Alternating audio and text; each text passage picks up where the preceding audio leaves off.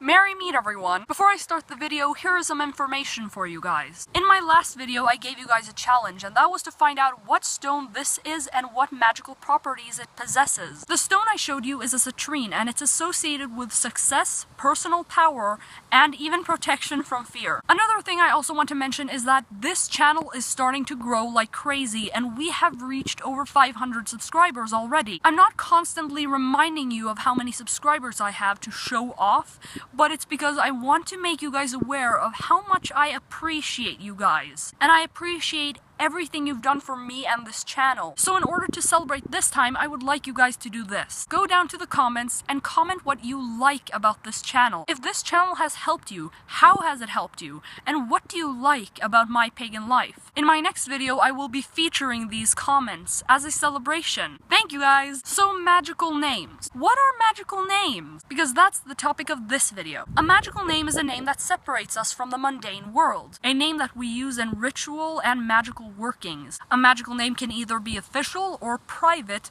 or you can even have two magical names, one for public uses and one that you only use when you're in contact with higher forces, like the god and the goddess, or if you have a spirit animal, you could use it with your spirit animal, and so on and so forth. I think that the most important thing with a magical name is that it represents you. When choosing or finding your magical name, remember that names and words hold power. So a magical name, in other words, is quite powerful. So choose wisely. Speaking of finding or getting your magical name, how can you obtain your magical name? You can do it through meditation or ritual and make contact with the god and goddess or other spirit guides, spirit animals, whatever you like. But another way that becomes seemingly more popular is numerology. Numerology is about finding your birth number, your spiritual number, and find a name that corresponds with that number. Now this may sound complicated, but you will get the hang of it eventually. If you want to learn more about numerous ways of how to use numerology to find your magical name, I will leave some links down below.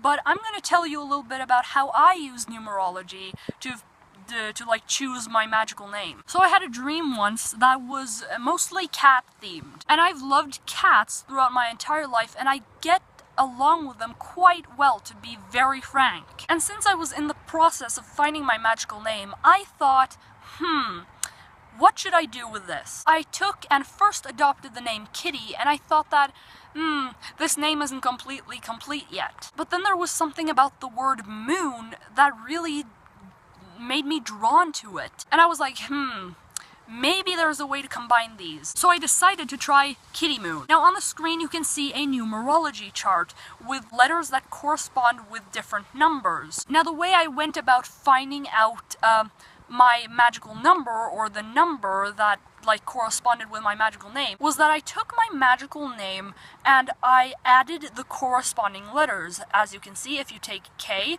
corresponds with 2.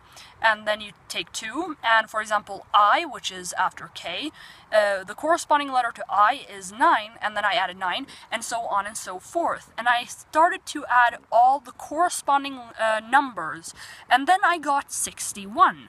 And then I took 6 plus 1, which equals 7. Now numbers from 1 to 9 all have a spiritual association, or they have some sort of magical meaning, and the number 7 is associated with the wise one, perfection, the spirit, balance, and the moon. And something that I thought was very funny was that Kitty Moon, and the number 7 is associated with the moon. And another funny thing is also that cats are associated with lunar magic, or they're associated with moon magic. So there was like a funny connection, and so I decided that this is gonna be my magical name. I ended up using that magical name as my public magical name. And for a few months ago, I got this weird dream. I don't remember what it was completely, but I also got this weird hunch, and I thought that, if I'm ever going to get my own, very private magical name, I think I'm on my way to finding out more about that now. So whether I find my magical, private name,